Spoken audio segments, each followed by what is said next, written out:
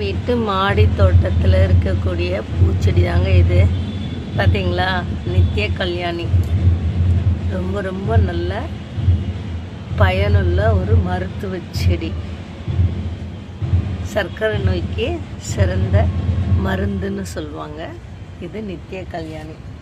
இது பார்த்தீங்களா, இது சங்கு பூச்செடி.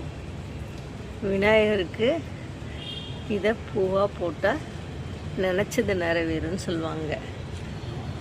இது மருதாணி. எல்லாருக்கும் பிடிச்ச ஒரு செடி தாங்க இதுவும், மருதாணி செடி. இது காயங்களுக்கு அரைச்சி போட்டால் கால் புண்ணெல்லாம் ஆறி போய்டும் சொல்லுவாங்க. இதுதான் இது. அருகம்புல் பார்த்தீங்களா, தொட்டிலேயே அருகம்புல். விநாயகருக்கு பிடிச்ச செடியில் அருகம்புல் மிக முக்கியமானதாக நாம் படைக்கிற ஒரு செடி தான் அருகம்புல்.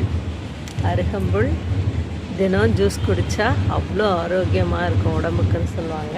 இங்கே பாருங்கள், துளசி.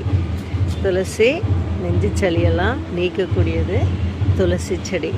அது மட்டும் இல்லைங்க, பூச்செடியும் இருக்குது. மல்லிகை பார்த்திங்களா, அழகாக பூத்திருக்கா. இன்னைக்கு சூப்பராக பூத்திருக்காளா. அடுக்கு மல்லி மொட்டு நிறையா விட்டுருக்கு. துளசி நிறையா இருக்குது. பாருங்கள், எங்கள் வீட்டு தோட்டத்தில் இருக்கக்கூடிய மாடி தோட்டத்து மல்லிகைப்பூ. மாடி தோட்டத்தில் இருக்கக்கூடிய மல்லிகைப்பூ செடி தான் பார்த்துக்கிட்டு இருக்கீங்க. இங்கே பாருங்கள், கற்றாழை. இதுவும் ரொம்ப ரொம்ப பயனுள்ள மருத்துவ செடி தாங்க. பார்த்திங்களா, வெறும் வயிற்றில் இது மேல் தோலெல்லாம் சீவிட்டு நடுவில் இருக்கிற குழகுழப்பான தன்மை இருக்கக்கூடிய இதை ஜூஸாக குடித்தா சர்க்கரைக்கு அவ்வளோ நல்ல மருந்துன்னுவாங்க. ஃபேஷியலுக்கான மருந்தும் முகப்பொலிவுக்காக இதில் இருந்து தான் தயாரிக்கிறாங்க.